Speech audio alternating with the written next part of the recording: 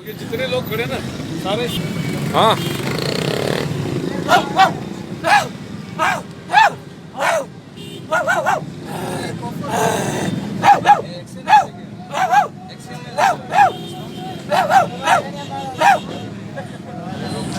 क्या बात है भाई, क्यों आप कुत्ता बन गए, क्या चक्कर है?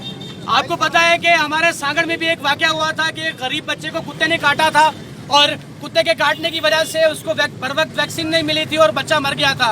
वैसा ही सेम वाकया एक शिकारपुर में भी पेश आया है, जिसमें एक मासूम बच्चा, उसकी माँ उसको पहले हॉस्पिटल में, फिर डीएचक्यू और फिर कमिश्नर के ऑफिस के बाहर लेके बैठी रही है। वो बच्चा जो है वो तड़प तड़प के मर गया, लेकिन हमारे जो आला अख्तियारात हैं उनके सर पे जूं तक नहीं रही थी। हमारे बच्चे यूं ही मरते रहेंगे। जिस तरह मुझे इन्होंने खींचा हुआ वैसे इन कुत्तों को बल्दियात वाले खींचे। हमारे चेयरमैन साहब क्या कर रहे हैं? हमारे बच्चे यहाँ पर मर रहे हैं और हमारे यहाँ पे औरतें मर रही हैं। एक भील औरत मर गई जिसको कराची भेजा गया था।